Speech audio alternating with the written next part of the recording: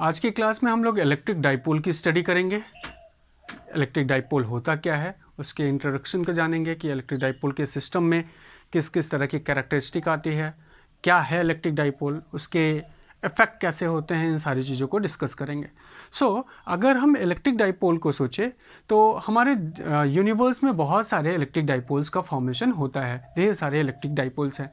उन electric dipoles में हम मोस्टली मॉलिक्यूल्स के अंदर डाइपोल की स्ट्रक्चर को ऑब्जर्व करते हैं। तो अगर डाइपोल की बात कर ले तो it is a system, electric dipole is a system of two charges having same magnitude but opposite in nature and they are separated by some separation। एक ऐसा अरेंजमेंट जिसमें ये प्रॉपर्टी फुलफिल हो रही हो, उस अरेंजमेंट को हम लोग इलेक्ट्रिक डाइपोल का अरेंजमेंट कहते हैं। ऐसे ही एक एग्जांपल को समझते हैं। हमारे पास एक एग्जांपल है NaCl का। It is a molecules, NaCl is a molecules, जिसमें हम कह सकते हैं एक Na का आयंस होता है, Na पॉजिटिव आयंस, और दूसरा Cl नेगेटिव आयंस होते हैं। और ये दोनों Na पॉजिटिव आयंस और Cl नेगेटिव आयंस, क्योंकि इसके ऊपर पॉजिटिव चार्ज है और इसके ऊपर नेगेटिव चार्ज है, ऐसे कंडीशन पे दोनों के बीच में क्या होगा, हम कहेंगे since both having a charge and they are separated by some separation, तो इनके अंदर कूलम का फोर्स लगेगा और ये मॉलिक्यूल्स बिल्कुल करीब हो जाएंगे एक दूसरे से। तो ये हमारे ऐसा मॉलिक्यूल्स का अरेंजमेंट हो गया जिसमें ये हमारा Na और ये Cl की मॉलिक्यूल्स हैं। तो NaCl के स्ट्रक्चर को हम देखें तो this is an arrangement of an electric dipole. अब क्या Na और Cl एक दूसरे से और भी करीब जा सकते हैं, तो हम कहेंगे नहीं, इससे ज़्यादा करीब नहीं जा सकते। तो अगर Na को Cl के कांटेक्ट में ले आया जाए तो क्योंकि इनके बीच का सेपरेशन बहुत कम है, Na पॉजिटिव और Cl नेगेटिव के बीच का सेपरेशन बहुत कम है, ऐसे कंडीशन पे यहाँ पे इलेक्ट्रोस्टैटिक फोर्स जो कूलम फोर्स होगा वो बहुत ही ज़्यादा हो जाएगा। अब अगर इतना ज़्यादा कूलम फोर्स हो गया कि अगर हम Cl को पकड़ के उठाए तो Na भी साथ में चला जाएगा और Na को पकड़ के उठाए तो Cl भी साथ में चला जाएगा। यहाँ पे हम Na और Cl को अलग नहीं कर सकते। This is a system of dipole. अब अगर इस सिस्टम की बात कर ले तो इस सिस्टम में दो चार्जेस आ जा रहे हैं हमारे पास। एक चार्जेस हमारा है जो वो नेगेटिव नेचर का है और दूसरा चार्जेस जो है वो पॉजिटिव नेचर का है, और इनके बीच की कुछ सेपरेशन है, from the centre to centre इसके बीच का कुछ सेपरेशन होगा और ये सेपरेशन हमेशा फिक्स होगा। तो दिस इज द प्रॉपर्टी और characteristic of an electric dipole arrangement कि this has a having two charges but opposite nature and they are separated by some fixed separation। Example अभी हमने डिस्कस किया NaCl, दूसरा example देख सकते हैं KCl। तो this are the example of electric dipole. अब इलेक्ट्रिक डाइपोल का जो फॉर्मेशन हो रहा है उसकी क्या कंडीशन हमने कही कि दो चार्जेस हैं और दोनों चार्जेस की मैग्नीट्यूड कैसी होनी चाहिए, दोनों चार्जेस का मैग्नीट्यूड सेम होना चाहिए। दिस इज नेसेसरी कंडीशन कि उनकी मैग्नीट्यूड कैसी होनी चाहिए, इक्वल मैग्नीट्यूड होनी चाहिए, और साथ में उसका नेचर कैसा होना चाहिए, तो हम कहेंगे अपोजिट नेचर होना चाहिए, और इनके बीच की जो सेपरेशन है वो सेपरेशन हमेशा फिक्स होनी चाहिए। This is a system of electric dipole. ठीक है। अब इस इलेक्ट्रिक डाइपोल की प्रॉपर्टी, डाइपोल जो होती है मॉलिक्यूलर डाइपोल, वो टू टाइप्स के होते हैं। तो types of dipole are of two. There are two types of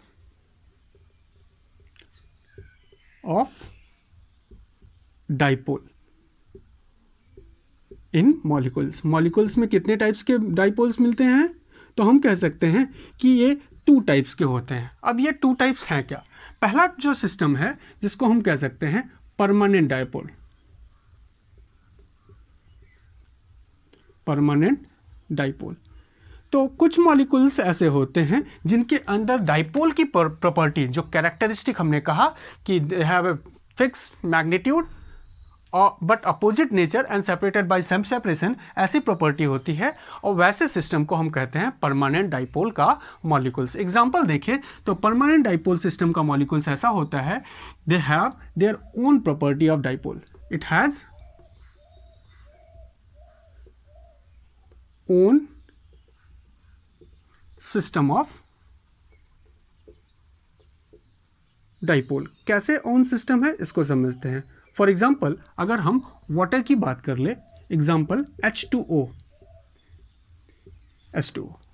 water has a permanent dipole system. So अगर ऑक्सीजन की बात कर ले तो दिस इज अ ऑक्सीजन, हमने यहाँ पे एक ऑक्सीजन बनाया, और this is a hydrogen, this is hydrogen. अब अगर हाइड्रोजन पे देखें तो हाइड्रोजन के ऊपर पॉजिटिव चार्ज और ऑक्सीजन के ऊपर, दोनों के कारण जो चार्जेस बन रहे हैं वो कैसे हैं, 2 नेगेटिव चार्जेस आ जा रहे हैं। इसके ऊपर कितने चार्जेस हैं, 2 नेगेटिव चार्जेस होते हैं। सो अगर इस हाइड्रोजन और ऑक्सीजन के कॉम्बिनेशन को देखा जाए, अरेंजमेंट को देखा जाए, तो हम ये कह सकते हैं इनके बीच का जो एंगल होता है वो कितना है, 105 डिग्री। H2O मॉलिक्यूल्स में एंगल जो बना है वो कितना है, 105 डिग्री। अब अगर ऑक्सीजन के चार्ज की बात कर ले तो हम ये कह सकते हैं, इसको अगर हम कोऑर्डिनेट सिस्टम में रिप्रेजेंट करें तो हम कह रहे हैं कि ऑक्सीजन के जो नेगेटिव चार्ज है वो यहाँ पे है, 2 नेगेटिव का चार्ज है इसके ऊपर, और हाइड्रोजन का एक चार्ज यहाँ पे है पॉजिटिव और एक चार्ज यहाँ पे है positive, and they have some separation, इनके बीच का सो सेपरेशन है।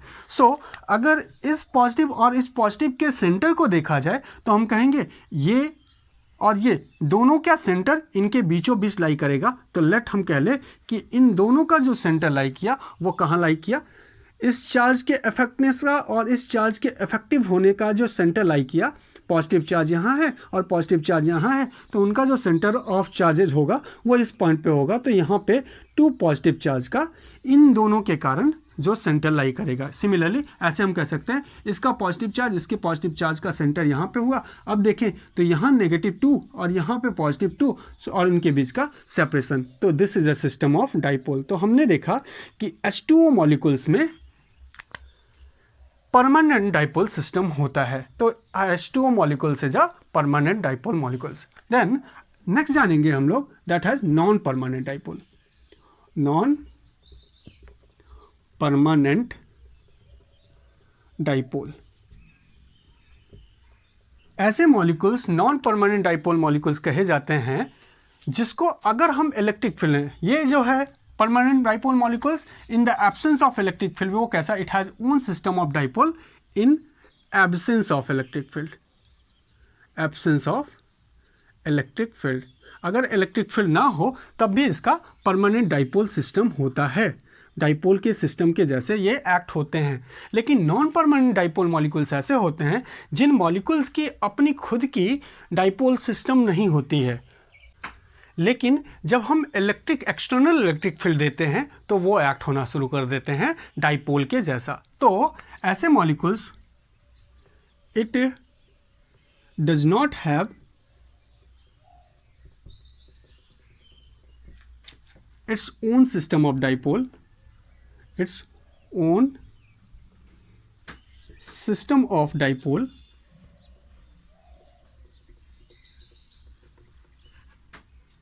in the absence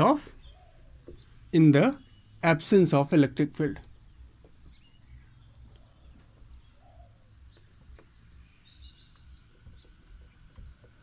But act as dipole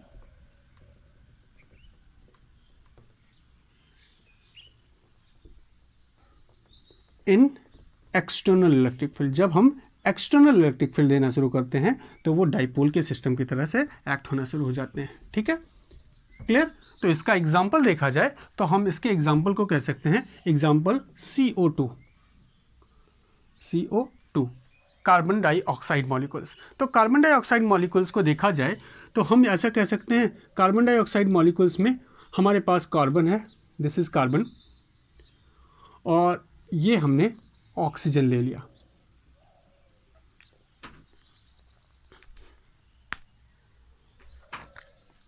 तो ये हमने ऑक्सीजन लिया जिसके ऊपर नेगेटिव और कार्बन के पास क्या है, पॉजिटिव। तो अगर इसको हम रिप्रेजेंट करें बच्चों, कोऑर्डिनेट सिस्टम में अगर इसका रिप्रेजेंटेशन करना हो तो लेट इस कोऑर्डिनेट सिस्टम को मैं यहाँ ड्रॉ करता हूँ। तो इस कोऑर्डिनेट सिस्टम में इसको रिप्रेजेंट करें तो हम ये कह सकते हैं कि this is a coordinate system जिस पे कार्बन जो है वो सेंटर में है और उसके ऊपर कितने चार्जेस हैं, 2 प्रोटॉन के चार्जेस हैं, और एक नेगेटिव यहाँ और एक नेगेटिव यहाँ है। अब अगर मैं आपसे पूछूं कि इन नेगेटिव और इस नेगेटिव के सेंटर, जो चार्जेस का सेंटर होगा, इफेक्टिवनेस होगी, वो कहाँ होगी, तो हम कहेंगे इन दोनों के बीचों बीच होगी। तो हम कह सकते हैं इन दोनों चार्जेस का जो सेंटर ऑफ चार्ज होगा वो कंसाइड करेगा +2 से। +2 से कंसाइड किया, तो जिस जगह पे कार्बन का सेंटर पॉजिटिव चार्ज का आ रहा था, उसी जगह पे सेंटर ऑफ नेगेटिव चार्ज आया, किसका, ऑक्सीजन के कारण।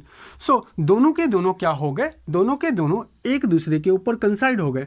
अगर कंसाइड हो गए हैं तो क्या वो डाइपोल होने की प्रॉपर्टी को फुलफिल कर रहे हैं, तो हम कहेंगे कि डाइपोल होने के लिए क्या चाहिए, दो चार्जेस जिसकी मैग्नीट्यूड सेम हो बट नेचर अपोजिट हो। तो दो चार्जेस तो हैं जिनके मैग्नीट्यूड सेम है बट नेचर अपोजिट है, और बट उनके बीच में साथ साथ क्या होना चाहिए, फिक्स सेपरेशन होना चाहिए, सम सेपरेशन होना चाहिए, और वो सेपरेशन यहाँ पे नहीं है। दोनों एक दूसरे के ऊपर क्या किए हैं, कंसाइड किए हैं। अब अगर हम एप्लीकेशन ऑफ इलेक्ट्रिक फील्ड यहाँ कर दे, इसको हम इलेक्ट्रिक फील्ड में रख दे, इफ ये तो हमने अभी जो स्ट्रक्चर देखा था ये in the absence of electric field, तो अगर एब्सेंस ऑफ इलेक्ट्रिक फील्ड देखा जाए तो इस डाइपोल का अपना खुद का सिस्टम नहीं हुआ।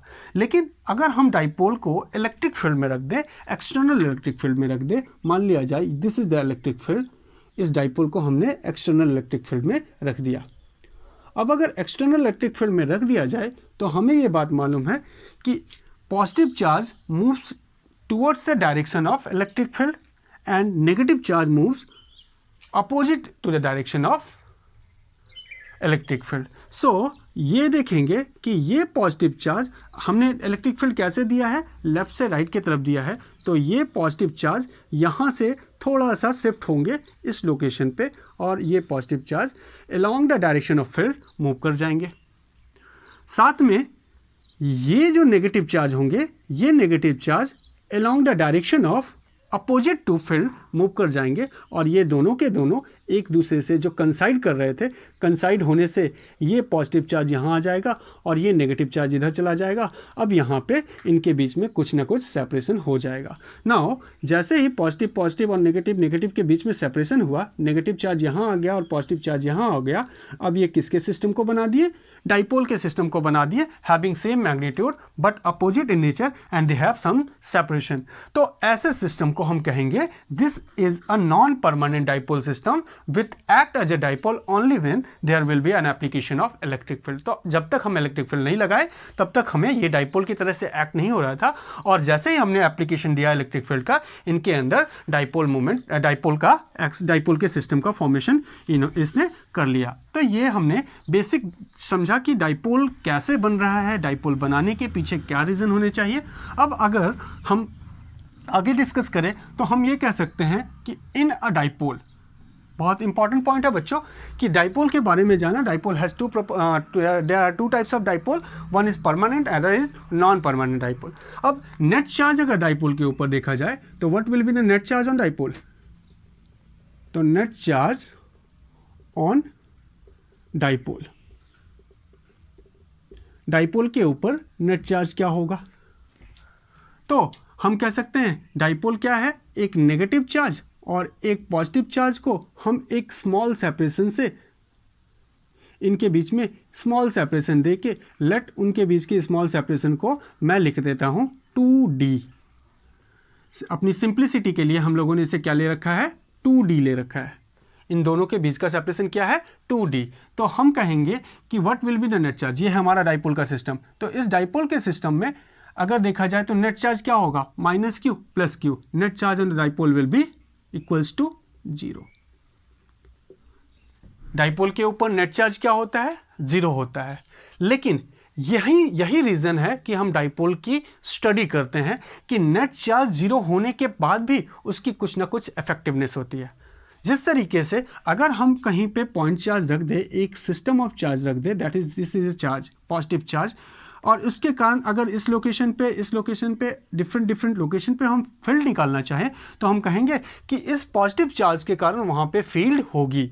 सिमिलरली अगर यहाँ पे नेगेटिव चार्ज होता तो उसके कारण भी फील्ड होगी। तो अब आप मुझे ज़रा बताएं कि क्या डाइपोल, एक डाइपोल को हमने रख दिया, this is a dipole, system of dipole, ये हमने एक डाइपोल लिया और इसके ऊपर नेट चार्ज 0 है। और इसको हमने किसी लोकेशन में रख दिया और उस लोकेशन के चारों तरफ किसी पॉइंट, एक स्पेसिफिक पॉइंट पे मैं इलेक्ट्रिक फील्ड निकालने की बात करूं, तो क्या इलेक्ट्रिक फील्ड होगी? नेट चार्ज डाइपोल के ऊपर क्या है? 0 है। तो हम कहेंगे हाँ, इलेक्ट्रिक फील्ड होगी।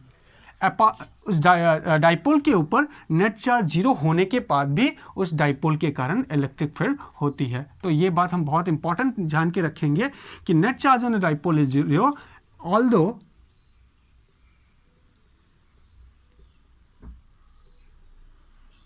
it has some effectiveness,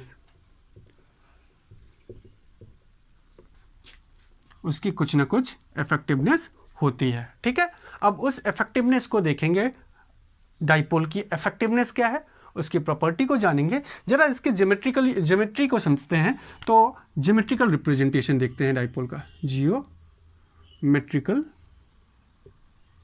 of dipole, geometry of dipole.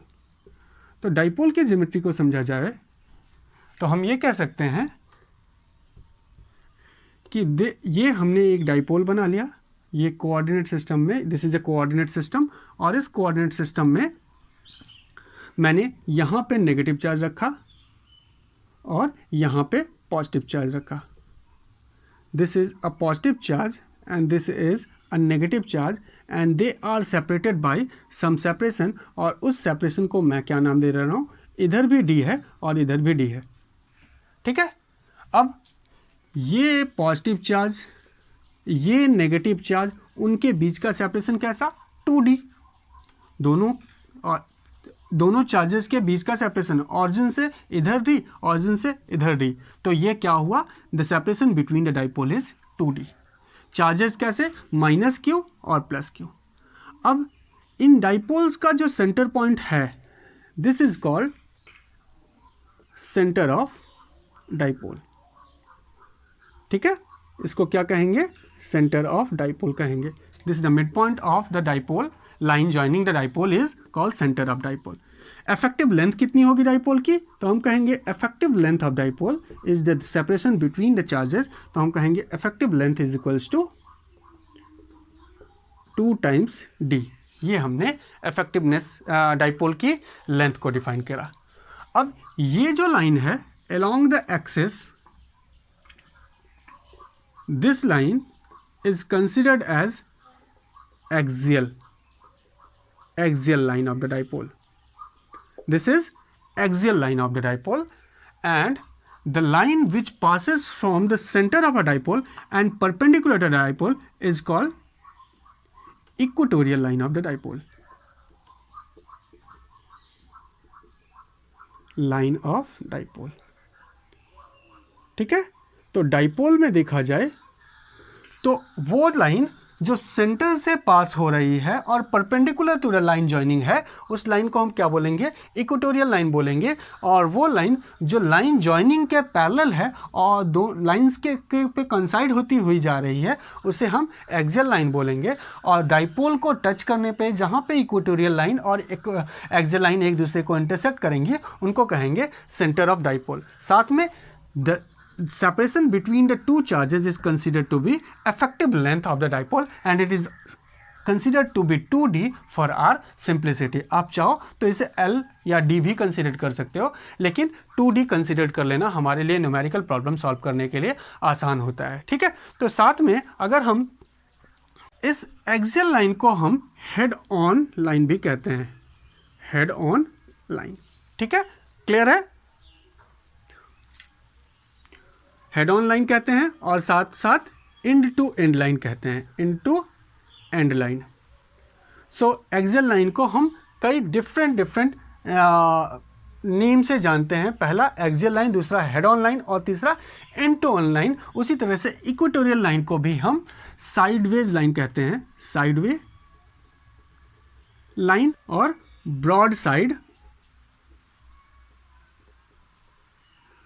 भी कहा जाता है। तो हमें ये समझ में आ रहा है कि अगर हम एक डाइपोल लेते हैं तो उस डाइपोल से पास होने वाली जो लाइंस है, जो डाइपोल को टच करती हुई चली जा रही है, parallel to the line passing joining the dipole, that line is considered to be axial line, head on और end to end lines.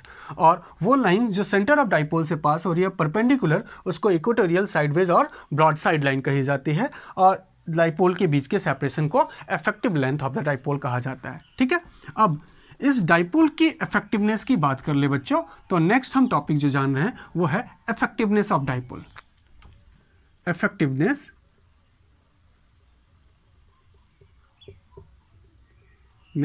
Of dipole. ठीक है, डाइपोल की इफेक्टिवनेस की बात करते हैं. तो डाइपोल की इफेक्टिवनेस को डाइपोल मोमेंट से रिप्रेजेंट करा जाता है. It is also called dipole moment, and it is a product of charge as well as separation between the two charges. So dipole moment represented by P. Dipole moment is considered to be vector quantity. Vector quantity consider करते हैं, और dipole moment की जो value होती है वो क्या होती है, dipole moment या effectiveness of dipole को हम कहते हैं dipole के ऊपर चार्ज मैग्नीट्यूड, जो चार्जेस के मैग्नीट्यूड है उसका, उसके साथ हम उनके बीच के सेपरेशन को मल्टीप्लाई कर लेते हैं. तो this is called effectiveness of dipole, and it is also termed as dipole moment represented by p vector, and the value will be equals to q into separation between them. It is a vector quantity and its direction is taken to be, direction is taken from negative to positive charge. Positive, तो अगर हम यहाँ पे अगर हम dipole बनाते हैं तो this is minus q and this is plus q, and it is separated by some distance, and that distance is considered to be t d. So dipole moment की डायरेक्शन किधर होगी, नेगेटिव चार्ज से positive charge के तरफ होगी, और इसको हम रिप्रेजेंट किससे करते हैं, P vector से, and the value of P vector is the product of charge and the separation between them. तो डाइपोल मोमेंट निकालना आसान है. Direction is taken from negative to positive, ऐसा अपनी सिंप्लिसिटी के लिए भी लिया जाता है, और साथ में हम देखेंगे, अभी आगे पढ़ेंगे कि जो नेट इलेक्ट्रिक फील्ड मिलती है हमें डाइपोल के कारण, वो नेगेटिव से पॉजिटिव की तरफ मिलती है. This is also the reason कि हम डाइपोल मोमेंट को नेगेटिव से पॉजिटिव की तरफ लिए हैं. डायरेक्शन कैसा लिए हैं डाइपोल मोमेंट का, नेगेटिव से पॉजिटिव की तरफ, और हम न्यूमेरिकल्स हमारे इजिली सॉल्व हो जाए, सिंप्लिसिटी के लिए भी इसको हम ऐसा ही कंसिडर कर सकते हैं. तो this is the effectiveness of dipole. Thereafter अगर हम बात करें तो what is the unit of dipole, तो unit, since it has a charge and separation, so unit of dipole is coulomb metre, and its dimension क्या हो जाएगा, तो इसके डायमेंशन की बात कर ले बच्चों, तो डायमेंशन, चार्ज का डायमेंशन हमारा क्या होती है ए टी, और सेपरेशन क्यों एल, तो हम इसको ए टी एल या एल ए टी से भी रिप्रेजेंट कर सकते हैं. तो this is the separation dimension of a dipole. ठीक है, अब अगर हम डाइपोल की एप्लीकेशन को देखें तो एप्लीकेशन ऑफ डाइपोल में, एप्लीकेशन ऑफ डाइपोल, तो हम कहेंगे एप्लीकेशन में माइक्रोवेव. माइक्रोवेव जो होता है, माइक्रोवेव, जब माइक्रोवेव हम ऑन करते हैं तो ऑन करने के कारण माइक्रोवेव में एक ऑसिलेटिंग इलेक्ट्रिक फील्ड सेटअप होती है. जैसे एक बार ऑसिलेटिंग इलेक्ट्रिक फील्ड होने का मतलब क्या है कि हमने दो पोलैरिटी के बीच में एक बार इलेक्ट्रिक फील्ड राइट से लेफ्ट की तरफ किया, after some time electric field right to left हो गई, left to right, right to left, इसी तरह से ऑसिलेट करनी शुरू हो गई इलेक्ट्रिक फील्ड. और हम ये जानते हैं कि जैसे ही हम डाइपोल को रखेंगे, मान लिया जाए this is a dipole, let there will be an electric field, ये इलेक्ट्रिक फील्ड सेटअप हुआ है, और इस इलेक्ट्रिक फील्ड के सेटअप होने के कारण हमने इसके अंदर मान लेते हैं कि एक डाइपोल हमने रख दिया. इलेक्ट्रिक फील्ड की डायरेक्शन किधर ली है हमने, this is the direction of electric field, इस डायरेक्शन में इलेक्ट्रिक फील्ड को ले रखी है. अब इसके अंदर अगर हम एक डाइपोल को रखें, मान लिया जाए ये हमने डाइपोल रखा, ये माइनस क्यू और ये प्लस क्यू, माइनस और plus, so this is a dipole. और इसको जैसे ही हमने इलेक्ट्रिक फील्ड में देखा तो देखा क्या कि पॉजिटिव चार्ज इलेक्ट्रिक फील्ड की तरफ मूव करने लगा under the action of force, और negative charge opposite to the electric field move करने लगा. आफ्टर सम टाइम जब इलेक्ट्रिक फील्ड की डायरेक्शन चेंज हो गई, आफ्टर टी टाइम के बाद इलेक्ट्रिक फील्ड की डायरेक्शन अब कैसी हो गई, इलेक्ट्रिक फील्ड की डायरेक्शन हमारी इस डायरेक्शन में हो गई। तो अब क्या होगा, अब ऐसे कंडीशन पे ये वो पॉजिटिव चार्ज है वो इधर ऑसिलेट करने लगेगा और ये नेगेटिव चार्ज इधर मूव करने लगेगा। अब ऐसा देखा जाए तो माइक्रोवेव में कुछ ऐसा ही होता है, एक बार electric field left to right, एक बार राइट टू लेफ्ट, इस तरह से ऑसिलेटिंग इलेक्ट्रिक फील्ड सेटअप होती है। ऐसे कंडीशन पे अगर फूड को देखा जाए तो फूड के अंदर जो वाटर मॉलिक्यूल्स हैं, वाटर मॉलिक्यूल्स के अंदर परमानेंट डाइपोल सिस्टम है, तो वो अलाइंस होना चाहेंगे along the direction of field, जिसको मैंने यहाँ लिख रखा है, when microwave is on, electric field setup and that electric field is oscillating, which due to which water molecules present in a food continuously oscillating so as to align itself along the field। अब उसके लिए जब ये alliance होना चाहिए एक बार right एक बार लेफ्ट, ऐसे कंडीशन पे बॉन्ड का फॉर्मेशन, ब्रेकिंग और फॉर्मेशन होना शुरू होगा। अब इस ब्रेकिंग और फॉर्मेशन में बॉन्ड का डिफॉर्मेशन हो रहा है और बॉन्ड का फॉर्मेशन हो रहा है। ऐसे केस पे जो एनर्जी है वो एनर्जी थर्मल एनर्जी में कन्वर्ट हो रही है और हमारा जो फूड पार्टिकल्स है वो जल्दी से जल्दी गर्म हो जा रहा है और जल्दी कुक हो जा रहा है। So this is the application of dipole in microwave. किस तरीके से हम माइक्रोवेव में जल्दी से जल्दी खाना बना लेते हैं। ऐसे कंडीशन पे मॉलिक्यूल्स मूव करेंगे और मॉलिक्यूल्स मूव करेंगे तो उसके अंदर थर्मल एनर्जी जनरेट होगी, बॉन्ड ब्रेकिंग एनर्जी जो है वो थर्मल में कन्वर्ट हो जाएगी और ऐसे कंडीशन पे हमारा फूड जल्दी कुक होना शुरू हो जाएगा। तो this is all about the introduction of electric dipole. अब आगे हम लोग ये जो पढ़ेंगे वो ये पढ़ेंगे कि क्या वो इफेक्टिवनेस जो अभी मैंने यहाँ डिस्कस किया कि dipole have net charge will be zero although it have some effectiveness, तो वो इफेक्टिवनेस क्या है। क्या ऐसा हो सकता है कि हम एक डाइपोल का सिस्टम रख दें और उस डाइपोल के सिस्टम के कारण किसी पॉइंट पे एक चार्ज पार्टिकल को रख दे तो उस चार्ज पार्टिकल के ऊपर फोर्स लगना शुरू हो जाए। तो इसी चीज़ को हम कैलकुलेट करेंगे और फोर्स लग रहा है तो इलेक्ट्रिक फील्ड होगी। तो जानेंगे हम कि डाइपोल के कारण उसके सराउंडिंग में क्या इलेक्ट्रिक फील्ड होती है, उसकी खुद की क्या वो इफेक्टिवनेस क्रिएट करता है डाइपोल मोमेंट के कारण। इसी चीज़ को हम नेक्स्ट क्लास में स्टडी करेंगे। Thank you.